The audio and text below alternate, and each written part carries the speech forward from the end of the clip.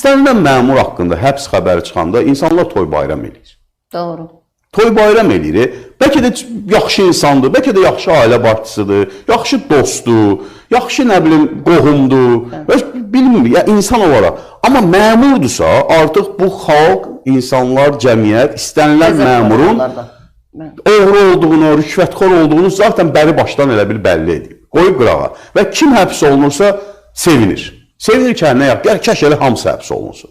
Bu hökumət bu haqda düşünməlidir ki, cəmiyyətdə yaranmış bu agresiyanın, bu qəbul edilməzliyin səbəbi nədir? Kökü hara gedir, çıxır? Bu yaxşı bir şey deyil, sizə deyim. Heç yaxşı bir şey deyil. Yəni, insanlar, vətəndaş öz dövlətinə, öz dövlət qurumlarına, dövlət institutlarına həmişə inamla, hörmətlə yanaşmalıdır. Amma indi görünən odur ki, istənilən məmur, istəyirsə bax, Nazirlər Kabinetinin yarısını həbs eləsinlər, cəmaat hamısı sevinəcək. İcra hakimiyyətlərinin hamısını həbs eləsinlər, cəmaat sevinəcək. Çünki cəmaat onlardan çəkdiyini çəkir. Əsasən də bu icra hakimiyyətlərindən də illərdir, siz də anonsda dedinizdə, illərdir bu müzakirə olunurdu. Söhbət o insanların özünün keyfiyyətsiz olmasından getmir. Ola bilməz ki, Azərbaycanda 90'a yaxın icra başçısı var. Bakının rayonlarını da saysaq, ümumiyyətlə bütün hamısını saysaq, icra strukturlarının rəhbəri var. Hamısı pis adam ola bilməz axı. Ola bilməz də, yəni bu mümkün deyil. Amma nədir? Hansını qurdalasalar bugün həbs eləyə bilərlər. İstənilən icra başçısını bugün həbs eləyə bilərlər. Çünki o struktur elə qurulub. O birinci katiblik institutunun Sovet vaxtı adının dəyişdirilmiş formada, funksiyalarının necə var elə qaldığı bir formada həyata keçirilən bir dövlət institutudur ki, özünü doğrultmur. Bakıda nə qədər qəribə səslənsə də Bakı rayonlarının icra hakimiyyətləri rayonların icra hakimiyyətlərindən daha səlahiyyətsizdirlər. Çünki Bakıda mərkəzi hökumət orqanları var, nazirliklər var, institutlar var, nəzarət var, müəyyən mənada. Amma ona dələbəylikdir sanki, xamdır da, elə bir ki, bir böyük rayonun icra başçısısansa, buranın ağasıyam prinsipi ilə hərəkət edirlər. Və nəticə itibarilə də onların korrupsiya qoşulması və yaxud da dövlət əmlakının mənimsəməsi adi hala çevrilir. Özləri də hamısı yaddan çıxıblar. Adam 31 il biri oturub, 22 il biri oturub, 25 il biri oturub. Yəni, baxırsan, eləsi haqqında ümumiyyətlə məlumat yoxdur. Mən bayaq xəbərlərdə danışdım. Rejissorumuz versin, düz deyib, kimsə bizə deyər qərəzli yanaşmadı, amma qərəzli deyil. Misal, bir məsəl üçün, Xızı rayonu icra başçısının nümunəsində digərlərində göstərmiş oluruq. Mən baxdım, dünən Facebookda ictimailəşdirdilər, adamın eni uzunu bilinməyən bir adamdır və məlum olur ki, az qalan 20 ildir bu adam, 2012-dən bu yana 13 il var da, yəni 13 il bu adam bir rayonun icra başçısıdır. Hələ ən az oturanıdır, belə deyək. Amma baxırsan ki, adamın adı yoxdur. İctimai həyatda elə bil ki, belə bir adam yoxdur. Siyasi həyatda belə bir adam yoxdur. Elə bir adamlar gedib gizləniblər. Gizlənib ilə xımır yeyirlər. Rayonun ağasına çevrilirlər. Ağayı çeviriblər. Bunun da başqa bir tərəfdən də baxaq da. Gəlin əks tərəf. Biraz da belə deyək də, şeytanın vəkilliyini eləyək də. Məsələn, həmin icra başçılarının nə səlahiyyəti verirlər onlara? Səlahiyyət verirlər ki, rayonda istənilən addımı at, amma sakitçilik olsun. O rayondan şikayət gəlməsin, problem olmasın, insanlardan narazılıq olmasın. Bu da narazılığın olmamağının iki yolu var da. Bir, insanlara xidmət edirsən canla başla, onların dərdlərinə yanırsan, onların problemlərini həll edirsən, insanlar da sənin başvan dikir. Bir də var ki, əlində olan bütün inzibati, hüquq mühafizə orqanlarını hər şeydən istifadə edib insanları, belə deyək də, qəfəsdə saxlayırsan az qala.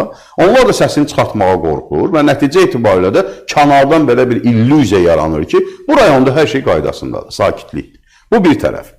İkinci tərəf ondan ibarət. Yolların maaşları nə qədərdir? Bax, jurnalist araşdırması eləyin, sizdə mənə də maraqlıdır da, onların rəsmi maaşları nə qədərdir? 1800-2000 manat civarındadır. Və niyə bura can atırlar? O gedirlər, nə qədər can atmaq o yana qalsın, müxtəlif yollardan istifadə edirlər. Amma istənilən rayona, Bakıdan ay ərzində heç olmasa bir 5-6 komissiya, qonaq, yüksək rütbəli kimlərsə gəlirlər də. Hərəsində bir qoyun kəssə, bir quzu kəssə, onun maaşı elə o quzuya gedər. Doğru. Yəni orada o quzuları kəsdirsə, evinə o quzunun dərisini ancaq apara bilər də, başqa bir şey qalmayacaq. Niyə bunda can atırlar? Onu dövlət orqanları bilmirmi ki, bu 2000 manatla dolanan deyil? Bilmirmi ki, bu 2000 manat elə 5-6 quzu, 5-6 qonaqlığın puludur? Qalanı bəs, qalanını hardan alır? Ona sonra da deyirlər ki, bax hamısı bir-birinə bağlı məsələlərdir. Sonra da hamımızda mən də şikayət eləmişəm, illərdir bu haqda yazmışam ki, rayonların iqtisadi bizim sistemdə payı çox azdır. ÜDM-in formalaşmasında payı azdır, vergilərdə payı azdır, iqtisadi aktivlikdə payı azdır. Niyə? Çünki orada iqtisadi aktivliyi də, iqtisadiyyatın böyüməsini də bir nəfərə tapşırılıb. O bir nəfər oranı zəli kimi soğurur.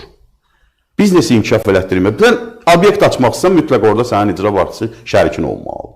Və yaxud da ora bir nəzarət eləməlidir. İstəyir balaca restoran aç, istəyir böyük bir şey aç, istehsal sahəsi aç, fərqi yoxdur. Torpaqlardır, əllərindədir, kimə istəyirlər verirlər, örüş yer.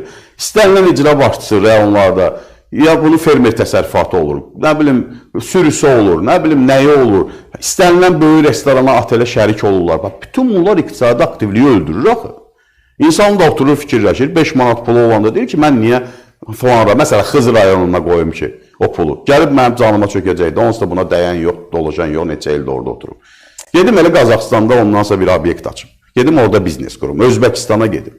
Əvvəllər biz, deyirdik, heç olmasa Azərbaycan Çexiya olsun, Slovakiya kimi olsun, Polşa kimi olsun qayda. İndi vallahi artıq insanlar o həddə gəlib, deyirlər ki, Qazaxstan kimi olsun. İqtisadi azadlıqlar, biznesə münasibət, kiçik orta sahibkarlığa münasibət, heç olmasa Qazaxstandakı kimi olsun. Niyə? Bunun əlimizdə faktlar da var da, son 5 ildə baxırıq, Qazaxstanda ÜDM-in artım tempinə baxırıq, adam başına düşən ÜDM payına baxırıq, Rusiyanı belə keçdi Qazaxstan. Özbəkistan sürətlə inkişaf edir. Bəyəm orada da bütün problemlər həllini tapıbmı? Yox. Orada da demokratiya ilə də bağlı, məhkəmə ilə də bağlı, seçki ilə də bağlı, insan haqları ilə də bağlı, hər şey ilə bağlı problemlər doludur. Amma nə qərara gəldilər də? Oturdular bir qərara gəldilər ki, kiçik orta sahibkarlığa dəymirik. Kiçik orta sahibkarlıq öz xətti ilə inkişaf eləsin. Necə ki, Gürcüstanda kiçik sahibkarlar üçün elə bir cənnət şərait yaradılıb ki, 500 min lariyaya qədər dövriyyəsi olan 1% vergi verir cəmi. 1%. 500 mindən 1 milyon lariyaya qədər olan dövriyyəsi olan bütün xərclərini çıxandan sonra 4% vergi verir. Nə vergilərin üzünü görür, nə gömrüyün üzünü görür, nə polis gəlir, nə prokuror gəlir, nə məhkəmə gəlir, heç kim onu narahat eləmir. İndi gedin rayonda bir dənə, çox demirəm, bir maşın təmiri sexi açın. Görün neçə yerdən gəlib qapınızı döyəcəklər.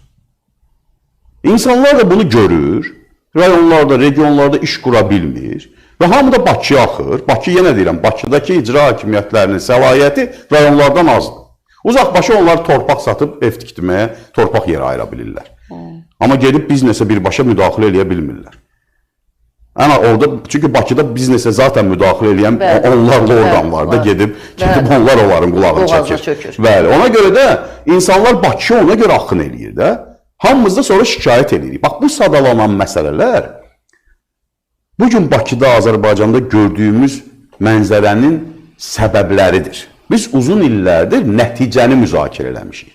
Nəticə nədir? Bakıda adam çoxdur. Nəticə nədir? Regionlarda biznes yoxdur. Nəticə nədir? Regionlardan Bakıya axın var. Nəticə nədir? Regionların ÜDM-in formalaşmasında, büdcənin formalaşmasında payı azdır. Bu nəticədir. Səbəb isə idarəetmə sistemidir. İdarəetmə sistemi, icra başçıları, bu idarəetmə sistemi yanlışdır da kökündən. Bunun nə qədər, neçə icra başçısı tutulmalıdır ki, biz buna inanaq artıq.